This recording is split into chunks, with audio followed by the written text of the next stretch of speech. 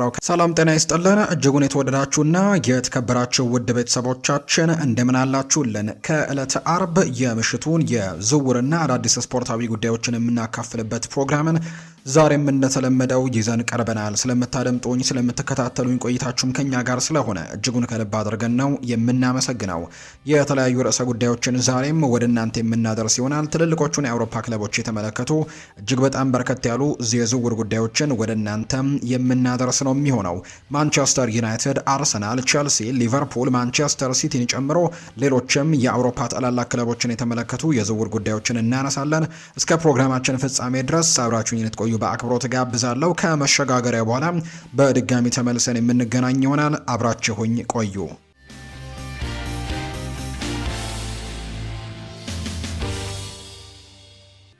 ወደ ቀዳሚው መረጃችን እናምራ። የማንቸስተር ዩናይትድ ጉዳዮችን እንንገራቸው።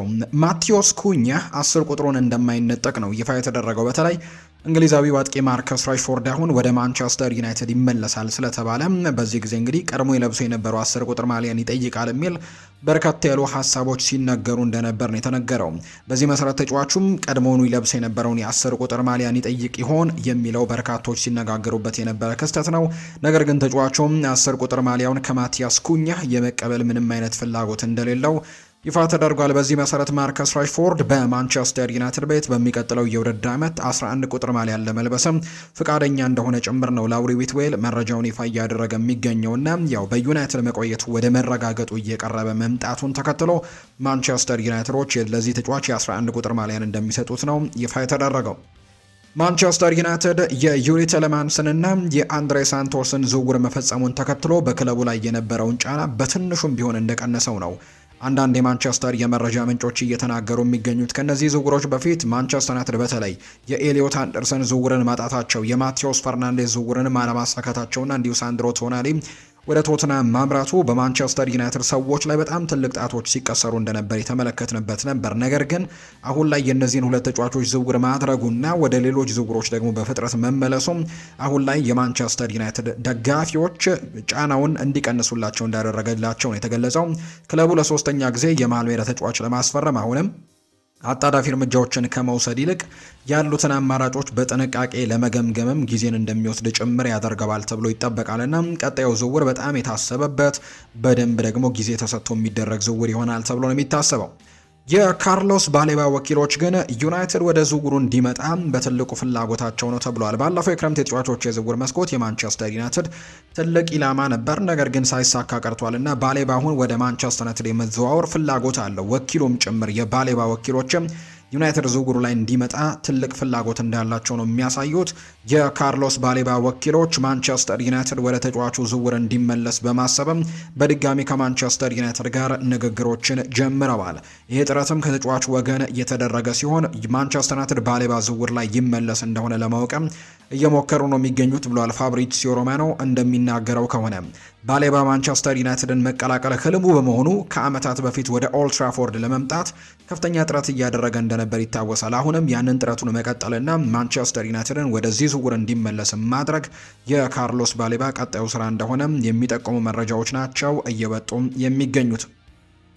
ሩበን አሞሪም በክለቡ በነበረበት ወቅት ማንቸስተር ዩናይትድ ካርሎስ ባሌባን እንደ ዋና የዝውውር ኢላማ ይመለከተው እንደነበር እናስታውሳለን። ሆኖም ግን ሩበን አሞሪም ከክለቡ ከተሰናበተ በኋላ ግን የተጫዋቹ ዝውውር ሁኔታ በማንቸስተር ዩናይትድ ቤት ቀዝቀዝ ብሎ ነበር የተመለከት ነው። ሆኖም ግን አሁን ላይም በአሁኑ ሰዓት ማለት ነው የባሌባ ተወካዮች ግን ድርድሩን እንደገና ለመጀመር የሚያስችል እድል እንዳለ ይረዳሉና ከዩናይትድ ጋርም ንግግርን ጀምረዋል። ባሌባ አሁንም ማንቸስተር ዩናይትድን የመቀላቀል ትልቅ ፍላጎቶች እንዳሉት የመረጃ ምንጩ ጨምሮ እየተናገረ ይገኛልና የሚሳካለት ከሆነ ያንን ለማድረግ ጥረት እያደረገ ነው።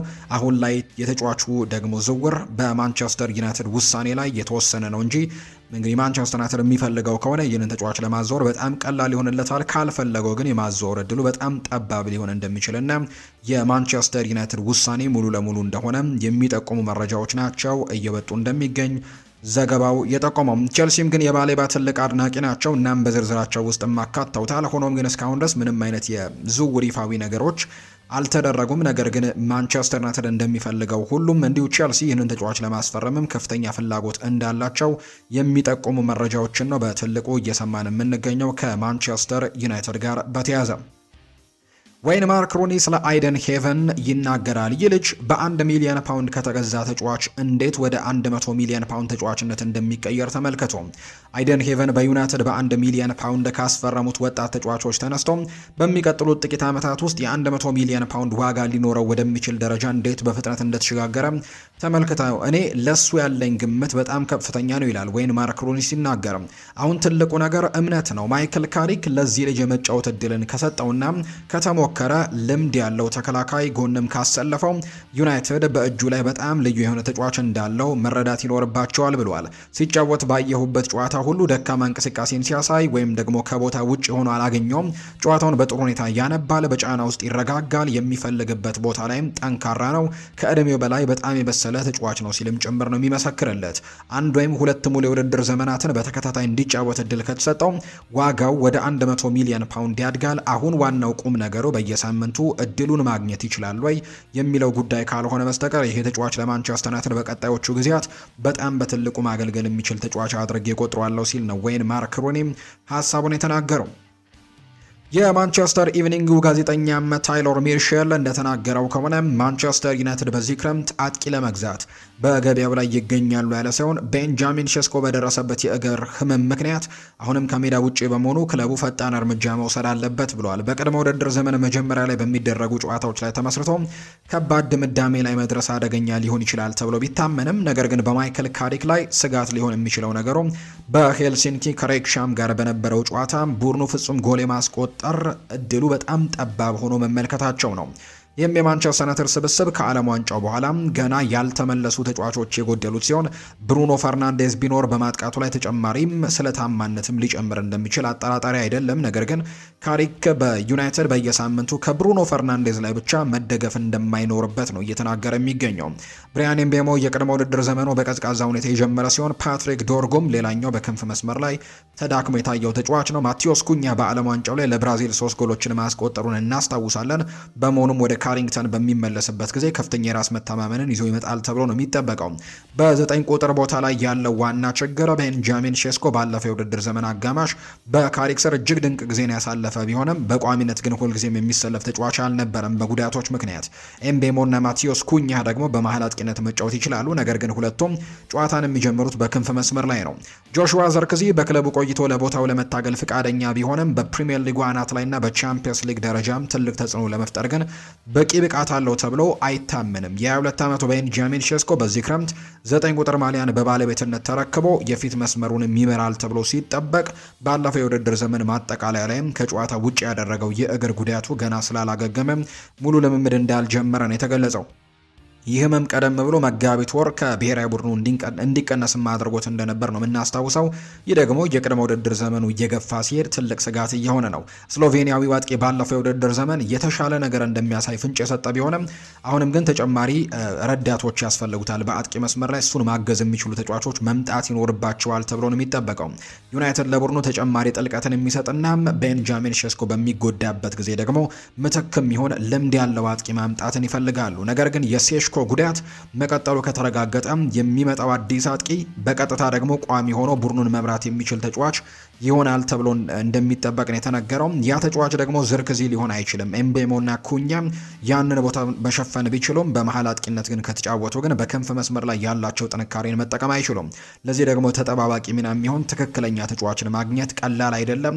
ነገር ግን የዩናይትድ የመረጃና ስታቲስቲክስ ክፍል ግን አሁንም ውጤታማ የሆነ ስራዎችን ሊሰራ ዝግጁ እንደሆነ እየተነገረ ነውና በሚቀጥሉት ጥቂት ደግሞ የክረምት የተጫዋቾች የዝውውር መስኮት ቀናቶች ላይ ማንቸስተር ዩናይትድ በአጥቂ መስመሩ ላይ ተጫዋች ለማምጣት ጥረቶችን ሊያደርግ የሚችልበት ጊዜ ሊያሳልፍ እንደሚችል ነው የመረጃ ምንጩ እየተናገረ እንደሚገኝ ዘገባው የጠቆመው። አርሰናልን የተመለከቱ መረጃዎችን ደግሞ ወደ እናንተ እናደርስ ወደ ቤተሰቦቻችን።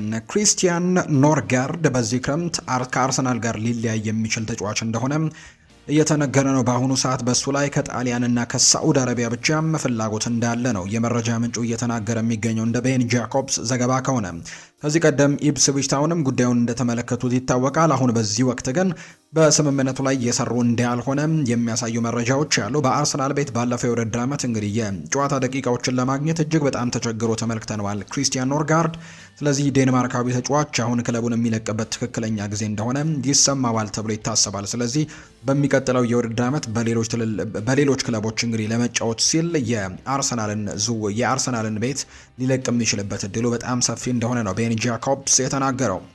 አርሰናልና ሃምበርግ በፋቢዮ ቪዬራ ዝውውር ጉዳይ ላይ ቀጥተኛ ንግግሮችን ማድረጋቸውን እንደቀጠሉ ነው። እንደ ፍሎሪያን ፕሌተንበርግ መረጃ ከሆነ በሁለቱ ክለቦች መካከል ተጨባጭ የሚባሉ የገንዘብ መጠኖች ተነጋግረዋል። የጀርመኑ ክለብ ሃምበርግ የሚያደርጋቸው ሌሎች ዝውውሮች ከፋቢዮ ቪዬራ ዝውውር ጋር የማይያዙ ሲሆን ተጫዋቹ በበኩሉ ከስምምነት እንዲደርሱ ተስፋ አድርጓል። ክለቡ ከተማውንና የአሰልጣኙንም እንደወደደ ጭምር ነው እየተነገረ የሚገኘው። በዚህም ቋሚ የሆነ ዝውውር ተመራጭም እንዲካሄድለት ይፈልጋል ተብሎ ይታሰባል። ፋቢዮ ቪዬራ የአርሰናል የቅድመ ውድድር ካምፕን ተቀላቅሏል። ነገር ግን ሁለቱ ወገኖች ለጉዳዩ መፍትሄ ለማግኘት በትልቁ እየሰሩ እንደሚገኙ ነው የተነገረው። ፋቢዮ ቪዬራ በሃምበርግ ቤት መቀጠል እንደሚፈልግ የመረጃ ምንጮቹ እየተናገሩ ነው። አርሰናል ባለፉት ጊዜያት በክረምት የተጫዋቾች የዝውውር መስኮት በአማካይ ስፍራ ላይ ከሚመለከቷቸው ተጫዋቾች መካከል አንደኛው የሞሮኮው ታዳጊ ተጫዋች የሆነው የሊሉ አዩብ ቡአዲ እንደነበር የምናስታውሰው ጉዳይ ነው። ይህንን ተጫዋች ለማስፈረም ትልቅ ጥረቶችን ሲያደርጉ እንደነበር እናስታውሳለን። ነገር ግን አሁን ላይ አርሰናል እዚህ ተጫዋች ላይ ያለው ፍላጎት ቀዝቀዝ እንዳለ ነው ቤን ጃኮብስ መረጃውን ያጋራው። አርሰናል በተለይ አዩብ ቡአዲን የብሩኖ ጊማሬሽ አማራጭ አድርጎ ይዞት እንደነበር ነው የሚነገረው። የብሩኖ ጊማሬሽ ዝውውር ጉዳይ የማይሳካ ከሆነ ምናልባት ይህንን ተጫዋች ለማስፈረም ጥረት ያደርጋሉ ተብሎ ሲጠቀስ ነበር። ነገር ግን የብሩኖ ጊማሬሽ ጉዳይ አሁን በጥሩ ደረጃ ላይ እንዳለ ይሰማቸዋል። አርሰናሎች ይህንን ተጫዋች እንደሚያስፈርሙትም በእርግጠኝነት ያምናሉ። ስለዚህም የተጫዋቹ ክለብ ሊል 100 ሚሊዮን ፓውንድ ቢለጥፉበትም አርሰናል ግን በጭራሽ ይህንን ገንዘብ ከፍሎ አዩብ ቡአዲን ለማምጣት ፍላጎት እንደሌለውና ዝውውሩም ደግሞ ወደ ማንቸስተር ሲቲ በጥሩ ደረጃ የቀረበ ዝውውር ተደርጎ እንደሚቆጠር ነው የተነገረው እንደ ቤን ጃኮብስ ዘገባ። ኢታን ንዋኔሪ በቦሪሲያ ዶርትመንድ እና በበርካታ የእንግሊዝ ክለቦች ደግሞ ይፈለጋል። በጀርመን ግን የማምራት ፍላጎቶች ሊኖሩት እንደሚችሉ ይነገራል። ነገር ግን አርሰናል ስለ ተጫዋቹ የወደፊት ዕጣ ፈንታ ውሳኔ ከመስጠቱ በፊት በቅድመ ውድድር ዝግጅት ላይ ልምምዱ ላይ ይገመገማል ተብሎ ይታሰባል። ስለዚህ ኢታን ንዋኔሪ የተለያዩ ክለብ ፈላጊዎች እንዳሉት ይነገራል፣ ዶርትሙንድን ጨምሮ። ነገር ግን እሱም ለመገምገም ግን አርሰናሎች በፕሪሲዝኑ ላይ ሊመለከቱት እንደሚፈልጉ ነው የተነገረው። ከብሩኖ ጊማሬሽ ጋር የተያዙ ደግሞ አንዳንድ ጉዳዮችን እንንገራችሁ። ከአርሰናል ጋር ያው በየጊዜው ነው ከዚህ ተጫዋች ጋር ስሙ እየተነሳ የሚገኘው አርሰናል እና በዚህ ምክንያትም የተለያዩ አይነት ሀሳቦች እየወጡ ይገኛሉ።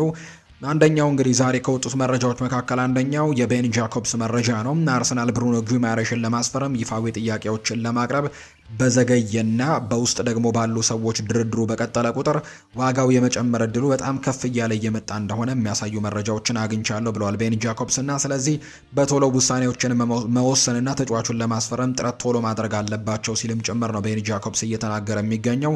የዚህ ተጫዋች ዝውውር እየዘገየ በመጣ ቁጥር ግን ወይም ደግሞ በውስጥ ደግሞ ውይይቶች እየቀጠሉ በመጡ ቁጥር ግን ዋጋው ከፍ እያለ እንደሚመጣ ነው የተነገረው። እንግዲህ ብሩኖ ጊማሬሽ ከአርሰናል ጋር በግል ኮንትራት ውል ላይ እንዲሁ ጥቅማ ጥቅሞች ላይ ሙሉ በሙሉ መስማማቱ ተረጋግጧል። ተጫዋቹ ወደ ሰሜን ለንደን ለማምራትም አረንጓዴ መብራት ሰጥቷል። ከዛ ውጪም አሰልጣኝ ሚኬል አርቴታ ደግሞ ብራዚላዊውን ኮከብ የቡድኑ የመሃል ሜዳ ቁጥር አንድ ቅድሚያ የሚሰጠው ኢላማ አድርጎ ወይም ቶፕ ፕራዮሪቲ የሆነ ተጫዋች እንደሆነ አድርጎ ይቆጥረዋልና ዝውውሩ በአስቸኳይ እንዲጠናቀቅም አርቴታ በከፍተኛ ሁኔታ ግፊት እያደረገ እንደሚገኝ ነው እየተገለጸ የሚገኘው። አርሰናል ለተጫዋቹ ዝውውር የሚሆን 70 ሚሊዮን ፓውንድ አካባቢ የሚያወጣ አዲስና የተሻሻለ የዝውውር ጥያቄ እንዲሁ በቅርብ ደግሞ ያቀርባል ተብሎ ይታሰባል። ለኒውካስል ዩናይትዶችም ለማቅረብ ዝግጅቱን አጠናቋል የተባለው ኒውካስል ዩናይትድ ቁልፍ ተጫዋቾቻቸውን በክለቡ ለማቆየት አቋማቸውን ቢያጠናክሩ የአርሰናል ልጆች ግን ይህንን ከባድ ዝውውር የሚያሳኩበትን መንገድ እንደሚያገኙ ሙሉ እምነት እንዳላቸው ጭምር ነው የሚነገረው። የሁለቱ ወገኖች ማለትም ኒውካስል ዩናይትድ እና አርሰናል ንግግርና የዝውውሩ ሂደት አሁን ላይ እጅግ ተስፋ ሰጪ በሆነ መንገድ ላይና ወደ መገባደጃው ሊያመራ በሚችልበት ወሳኝ ምዕራፍ ላይ እንደሚገኝ የሚጠቁሙ መረጃዎችን ነው ትልልቆቹ የመረጃ ምንጮች ይፋ እያደረጉ እንደሚገኝ ዘገባም እየጠቀመ የሚገኘው። ፔር ሜርቴሳከር አዲስ ኃላፊነት ሊሰጠው ነው። የቀድሞ የአርሰናል ተከላካይ ፔር ሜርቴሳከር የጀርመን እግር ኳስ ፌዴሬሽን አዲስ ስፖርቲንግ ዳይሬክተር በመሆን ሊሾም እንደሆነ ተነግሯል። ከጀርመን ጋር 2014 የዓለም ዋንጫን ያሳካው ፔር ሜርቴሳከር ጥር 2027 ላይ ስራውን እንደሚጀምር ነው የተነገረው። ሜርተሳከር በተጠናቀቀው የውድድር ዓመት መጨረሻ ከአርሰናል አካዳሚ አሰልጣኝነት መልቀቁ የሚታወስ ነው። ሜርተሳከር በአርሰናል ተጫዋችነትና የአካዳሚ አሰልጣኝነትም 15 ዓመታትን ማሳለፉ ይታወሳል። አሁን ላይ ግን ከክለቡ ጋር ተለያይቷልና በቀጣይ ደግሞ በሌላ ሚና ወደ ጀርመን ሊመጣ እንደሚችል የሚያሳዩ መረጃዎች ናቸው እየወጡ የሚገኙት። ሰሞኑን ፖል ስኮልስ የሰጠው ሀሳብ በርካቶችን እያነጋገረ የሚገኝ ሀሳብ እንደሆነ በርካቶች እየገለጹ ነው። ፖል ስኮልስ ሰሞኑን በሰጠው ሀሳብ አርሰናል በሚቀጥለው የውድድር ዓመት የዋንጫ ተፎካካሪ ይሆናል ብዬ አልጠብቅም ሲል የተናገረው ሀሳብ ነው በበርካታ ሰዎች መነጋገሪያ እንደሆነ እየተገለጸ የሚገኘው። ፖል ስኮልስ አርሰናል በቀጣይ ሲዝን ለዋንጫ ከሚፎካከሩ ቡድኖች መካከል ይሆናል ብዬ አላስብም በማለት ነው አስተያየቱን የሰጠው። አርሰናል በሚቀጥለው ሲዝን በሊጉ ውድድር የዋንጫ ተፎካካሪ ይሆናል ብዬ አላስብም፣ እንደውም በሊጉ ሁለተኛ ደረጃ ራሱ ይዞ ማጠናቀቁን እርግጠኛ አይደለሁም ሲል የተናገረው የቀድሞ የማንቸስተር ዩናይትድ ሌጀንድ ቡድኑ በሚኬል አርቴታ ስር በጣም ወሳኝና ወጥ የሆነ ብቃትን የሚያሳይ ቡድን ሆነዋል። እናም ብዙ ጥሩ ነገሮችንም ሰርተዋል። ነገር ግን አንዳንድ ጊዜ ጥሩ ሲዝኖችን ስታሳልፍ ዋንጫዎችን እያሳደርክ መቆጣጠር አለብህ። በጣም ጥሩ በሆኑ ሲዝኖች በዋንጫዎች መድመቅ አልቻሉም። እርግጥ ባለፈው ሲዝን የሊጉን ዋንጫ አሳክተዋል። ነገር ግን አሁን ላይ ፕሪሚየር ሊጉን ውድድሩ ሙሉ በሙሉ ለመቆጣጠር የሚያስችል ደረጃ ላይ ይገኛሉ ብዬ ደግሞ ወይም የዋንጫ ቡድን እንደሆኑ ግን አላስብም ብሏል። በቀጣይ ሲዝን በዙሪያቸው ያሉ ቡድኖችን ስንመለከት ሊቨርፑል ሁልጊዜም እዛ ቦታ ይሉናል ብዬ አስባለሁ። ምክንያቱም ዋንጫ ለማሸነፍና ምን እንደሚያስፈልግ ጠንቅቀው ያውቃሉ። ቼልሲዎች ደግሞ ሁሌም የኔ ቀልብም በጣም የሚስብ ቡድን እየሆነ ነው። ቼልሲዎችን ስትመለከቱ በጣም ጥሩ ክህሎት ያላቸው ወጣት ተጫዋቾችን፣ ልምድ ባላቸው ተጫዋቾች ቡድናቸውን አዋቅረዋል። ጥሩና ወጣት ተጫዋቾችም አሏቸው። በዚህ ላይ ምርጥ አሰልጣኝ ማምጥተዋል። ይሄ የቼልሲ ቡድን በቻቪ አሎንዞ ስር ሌላ ትልቅ እርምጃ መራመድ የሚያስችል አቅም እንዳለው እረዳለሁ ብለዋል ፖል ስኮልስ። በአሁኑ ሰዓት በቻቪ አሎንዞ ስር ሁሉም ነገር ለእነሱ ትክክለኛው አቅጣጫ ላይ ይሄድ ነው ብዬ አስባለሁ። ከማይክል አርቴታ ቡድን በላይም የኔ የሊጉ ትክክለኛ የዋንጫ ተመራጭ ቡድን ሊቨርፑልና ቼልሲ ይሆናሉ። በሚቀጥለው ሲዝን ፕሪሚየር ሊጉን ለማሸነፍ የሚወዳደሩ ቡድኖችም በሁለቱ መካከል ይሆናል ብዬ ገምታለሁ ሲል ይናገራል። አርሰናል አሁንም በቀጣይ ሲዝን የዋንጫ ተፎካካሪ ቡድን ይሆናል። ነገር ግን በዙሪያቸው ያሉ ቡድኖች የበለጠ የተሻሻሉ በመሆናቸውና ዋንጫ ለማሸነፍ የበለጠ ዝግጁ በመሆናቸው የማይክል አርቴታው አርሰናል በዚህ ሲዝን ያሳካውን የሊግ ዋንጫ እንደገና ሊያሳኩት የሚያስችል ቁመና ላይ ይገኛሉ ብዬ አላስብም። እናም በአዲሱ ሲዝንም ምንም እንኳን የዋንጫ ተፎካካሪ መሆን ቢችሉም ከሊቨርፑልና ከቼልሲ ግን በጣም ትልቅ ፉክክር ይጠብቃቸዋል ሲል ነው የቀድሞ የማንቸስተር ዩናይትድ ሌጀንድ ፖል ስኮልስ ሀሳቡን እየሰጠም የሚገኘው። የቼልሲን ጉዳዮች ደግሞ እንንገራቸው። ቼልሲ ተከላካይ ለማስፈረም ተስማምቷል። የምዕራብ ለንደኑ ክለብ ቼልሲ ፈረንሳዊውን ተከላካይ ማክሰንስ ላክሯን ከክሪስታል ፓላስ ለማስፈረም መቃረባቸው ነው የተረጋገጠው። ሰማያዎቹ የማል ተከላካዩ በ52 ሚሊዮን ፓውንድ ለማስፈረም እያጠናቀቁ መሆኑን ነው የመረጃ ምንጩ ይፋ እያደረገ የሚገኘው። ተጫዋቹ በዛሬው ዕለትም የሕክምና ምርመራውን አድርጓል። ለቼልሲም የ6 ዓመታት ኮንትራት ፈርሟል ነው የተባለው። ክሪስታል ፓላስ ተተኪ ተከላካይ ለማስፈረም ወደ ዝውውር ገበያ መውጣታቸውም እየተነገረ ነው። ማክሰንስ ላክሯ ባለፈው ዓመት ክሪስታል ፓላስ ቤት 55 ጨዋታዎችን ሲያደርግ 3 ጎሎችን አስቆጥሮ ደግሞ 3 አሲስቶችን አድርገው እንደነበር ይታወሳል። በጣም ጥሩ የሚባሉ ቁጥሮች እንዳሉት ነው የመረጃ ምንጮቹ የሚያሳዩት። ለምሳሌ ያክል ማክሰንስ ላክሯ ባለፈው የፕሪሚየር ሊግ የውድድር ዘመን በክሪስታል ፓላስ ቤት ከፍተኛውን የኳስ ማቋረጥ ወይም ኢንተርሰፕሽን የምንለውን ያደረገው እሱ ነው። 45 ኢንተርሰፕሽኖችን አድርጓል። ከዛ ውጪ ክሊር በማድረግም ደግሞ ኳሶችን ደግሞ በከፍተኛው በማራቅም ደግሞ 252 ኳሶችን ክሊር በማድረግ ትልቅ ቁጥር ያስመዘገበው እሱ ነው። በብዛት የአየር ላይ ኳስ ፍልሚያዎችን ያሸነፈው እሱ ነው። 119 ጊዜ ከፍተኛ ሬቲንግም የተሰጠው ተጫዋች እሱ ነው። 25 እና ከዛ በላይ ያደረጉ ተጫዋቾች በክሪስታል ፓላስ ቤት እንግዲህ ከተመለከትን በኋላ በአጠቃላይ ከፍተኛ ሬቲንግ ያገኘው ማክሰንስ ላክሯ ነው። 7.03 ሬቲንግ እንዳገኘ ነው ሁስኮርድ የተባለው የመረጃ ምንጭ ቁጥራዊ መረጃዎችን ይፋ እያደረገ የሚገኘውና በቼልሲ ቤትም በጣም ጥሩ ግልጋሎቶችን ሊሰጥ እንደሚችል የሚያሳዩ ቁጥሮችን ነው እየተመለከተን የምንገኘው። ማክሰንስ ላክሯ ቀጣዩ የቼልሲ ፈራሚ እንደሆነ እየተረጋገጠ ነው። ቼልሲ እንግዲህ በጣም ብልህ የሆኑ ዝውውሮችን በዚህ የክረምት ተጫዋቾች የዝውውር መስኮት እያደረገ እንደሚገኝ ነው የተረጋገጠው። ቻቪ አሎንዞ ይናገራል። በ2026-27 የውድድር ዓመት ቼልሲ ለምን እንደሚወዳደር ጊዜ የሚነግረን ይሆናል። ነገር ግን በእርግጠኝነት ዓላማችንና ምኞታችን በተቻለ መጠን ከፍተኛ ደረጃ ላይ መድረስ ነው። የሚገባን ቦታ የት እንደሆነም ደግሞ ይነግረናል ሲልም ጭምር ተናግሯልና በጣም ጥሩ ዓላማ ይዘን ነው ይህንን ውድድር የምናደርገው ሲልም ቻቪ አሎንዞ ሀሳቡን ሰጥቷል። ጥሩ እግር ኳስ መጫወት እንፈልጋለን፣ ንቁ መሆን እንፈልጋለን፣ ጠበኛ መሆን እንፈልጋለን። እነዚህን ተጫዋቾች እንዴት መጫወት እንደሚችሉ ያውቃሉ። እኛን ደግሞ ጥሩ መጫወት እንፈልጋለን፣ በጥሩ ሁኔታ መወዳደር ነው አላማችን ሲልም ቻቢ አሎንዞ ጨምሮ እየተናገረ ይገኛል። ኮሞ ለትሬቨር ቻሎባ የተሻሻለ የዝውውር ጥያቄ ለቼልሲ ልኳል። ውይይቶችም በመቀጠል ላይ እንደሆኑ እየተነገረ ነው። ኮሞ 25 ሚሊዮን ዩሮ ቋሚ ክፍያና 5 ሚሊዮን ዩሮ በቀላሉ ሊሳኩ የሚችሉ ጉርሻዎችንም እንዳቀረበ ነው የተነገረው። ይህም ጠቅላላ የዝውውር ዋጋ ወደ 30 ሚሊዮን ይጠጋል ተብሎ ይታሰባል። ቻሎባ ወደ ኮሞ ለመዛወርም ትልቅ ፍላጎት እንዳለው ነው ፋብሪሲዮ ሮማኖ መረጃውን ይፋ እያደረገ እንደሚገኝ ዘገባው የጠቆመው። የሊቨርፑል መረጃዎችንም እንንገራችሁም። ሊቨርፑል ለኒኮ ዊሊያምስ በሚደረገው ፉክክር ውስጥ ተቀላቅሏል።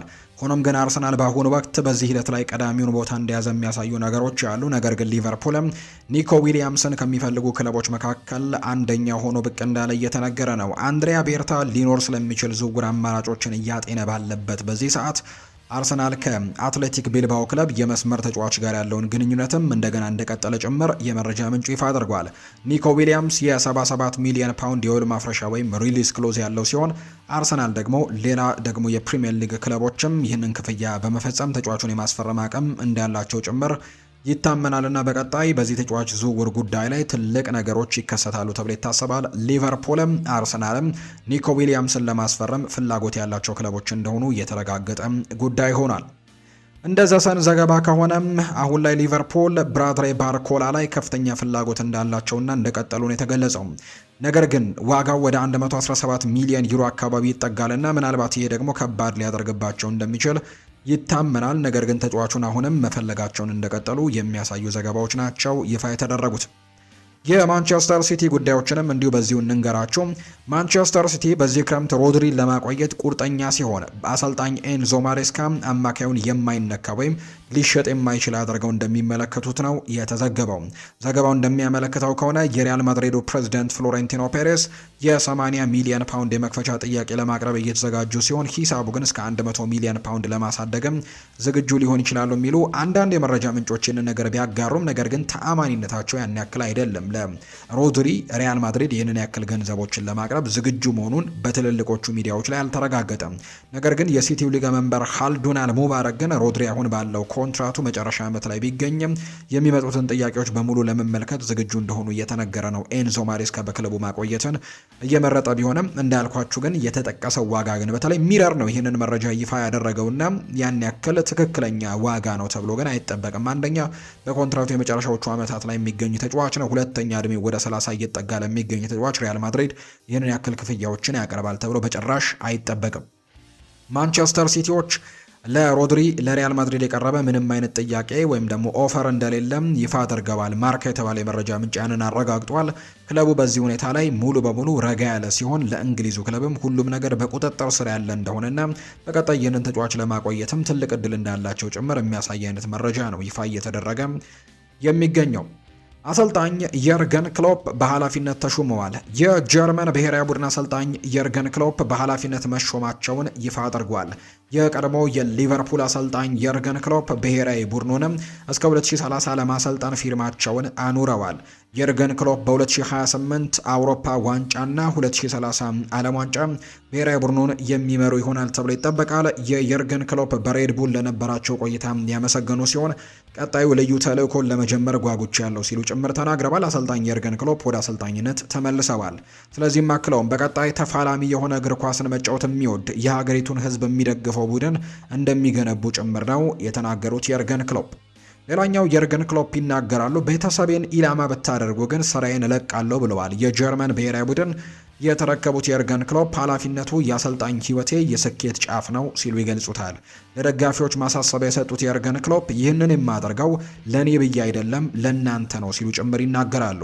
ቶማስ ቱሄልና ጁሊያን ናግልስመን እንዴት እንዳደረጓቸው ባውቅም ስራውን ግን ለመቀበል ወስኛለሁ ሲሉ ይናገራሉ። ነገር ግን ቤተሰቦቼን ኢላማ አድርጋችሁ ለማጥቃት ብትሞክሩ ወዲያውኑ ነው ስራዬን የምለቀው ሲሉ ይናገራሉ። አክለውም ጥሩ ካልሆንኩኝ እንዲሁ ደግሞ አጠቃቀም ካላችሁ መታችሁ ፊት ለፊት ንገሩኝ፣ ካልሆነ ግን ምንም ነገር ካሳ ደግሞ ሳልቀበል ስሬን ለቅቄላችሁ ነው የምወጣው ሲሉ ጭምር ነው የርገን ክሎፕ የተናገሩት።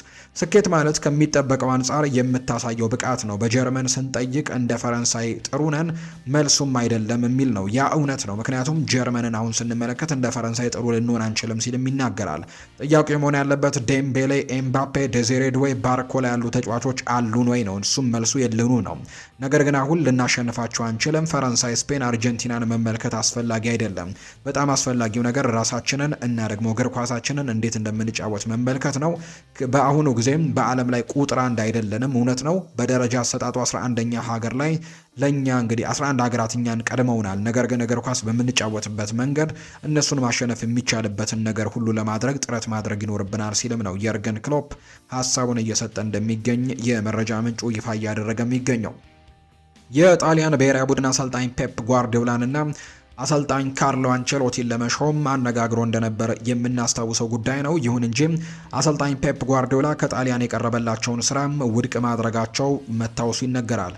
አሰልጣኝ ፔፕ ጓርዲዮላ በግላቸው ምክንያት የእረፍት ጊዜ እንደሚፈልጉ ነው ያሳወቁት። በሌላ በኩል አሰልጣኝ ካርሎ አንቸሎቲ በብራዚል ብሔራዊ ቡድን ለመቀጠል መወሰናቸውን የተነገረው። የጣሊያን ብሔራዊ ቡድንን ለመረከብ አሁን ላይ የመጀመሪያው እጩ አንድሪያ ፒርሎ ሊሆን እንደሚችል የሚያሳዩ መረጃዎች ይፋ እየተደረጉ ነው። ፔፕ ጓርዲዮላ ግን እንዳልኳችሁ የጣሊያን ጥያቄ አልቀበልም ያለው በግል ውሳኔ ምክንያት እንጂ በኮንትራት ፕሮፖዛሉ ምክንያት እንዳልሆነ ነው ፋብሪዚዮ የሚያረጋግጠው። በትክክለኛው ጊዜ ወደ አሰልጣኝነት ይመለሳል እና ማንኛውም አዲስ ፕሮጀክትም በተቻለ መጠን ምርጡ እንደሆነ ሲሰማው ሊመለስ እንደሚችል የሚያሳዩ ፍንጮች እንዳሉ ነው ፋብሪዚዮ ሮማኖ የተናገረው። ፍራንኪ ዲዮንግ የኔዘርላንድ ብሔራዊ ቡድን የሕክምና ባለሙያዎችን ወቅሷል። ጉዳቱ ቀላል እንደሆነና የዓለም ዋንጫውን በህመም እንደተጫወተ ነግረውታል። ባርሴሎና ሲደርስና ተጨማሪ ምርመራዎች ሲደረግ ግን የበለጠ ከባድ ጉዳት እንደሆነ አውቋል። ለዚህም ጥፋተኛ የኔዘርላንድ ዶክተሮችን እንዳደረገ ነው የተገለጸው።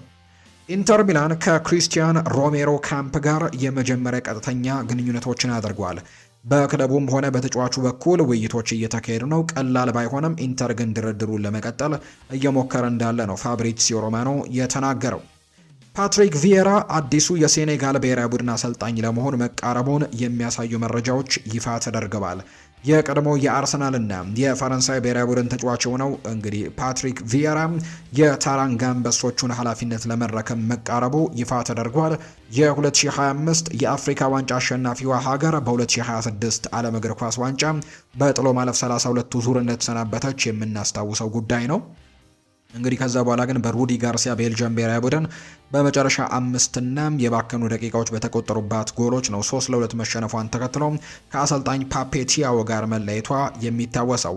ፓትሪክ ቪዬራ ከዚህ ቀደም በክለብ ደረጃ ኒውዮርክ ሲቲን እንዲሁ ክሪስታል ፓላስን፣ ስትራስቡርግን እና ዤኗ የመሳሰሉ ክለቦችን በአሰልጣኝነት መምራት መቻሉ የምናስታውሰው ጉዳይ ነው። አሁን ደግሞ በብሔራዊ ቡድን ደረጃ የሴኔጋል ብሔራዊ ቡድንን ለመምራት ከጫፍ እንደደረሰም የሚጠቁሙ መረጃዎች ይፋ ተደርገዋል። የተወደዳችሁና የተከበራችሁ ቤተሰቦቻችን ለዛሬ ያዝንላችሁ አዳዲስ ስፖርታዊ ጉዳዮቻችን እነዚህን ይመስላሉ። ስላደመጣችሁን፣ ስለተከታተላችሁን ቆይታችሁንም ከኛ ጋር ስላደረጋችሁ እጅግ ከልብ አድርገን ነው የምናመሰግነው። ፉአድ ባህሩ የዛሬውን ፕሮግራም እየመራው ከእናንተ ጋር ቆይታን አድርግ ያለው የተለያዩ ርዕሰ ጉዳዮችን ያካፈልንበት የዛሬው የዕለተ አርብ የምሽቱ የስፖርት የመረጃ ሰዓታችን ይህንን ይመስል ነበር። ቆይታችሁን ከኛ ጋር ያደረጋችሁ በሙሉ ላቅ ያለ ምስጋናችንን ለእናንተ ማቅረብ እንወዳለን። ፉአድ ባህሩ ፕሮግራሙን እየመራው ከእናንተ ጋር ቆይታን አድርግ ያለው። በቀጣይ ፕሮግራሞቻችን ሌሎች ስፖርታዊ ጉዳዮችን፣ ሌሎች አዳዲስ መረጃዎችን አካተን በድጋሚ ተመልሰን እንገናኛለን። ለዛሬ ግን እዚህ ጋር አበቃሁኝ። መልካም ጊዜ፣ መልካም ደግሞ ምሽት እንዲሆንላችሁ ነው በአክብሮት የምመኝ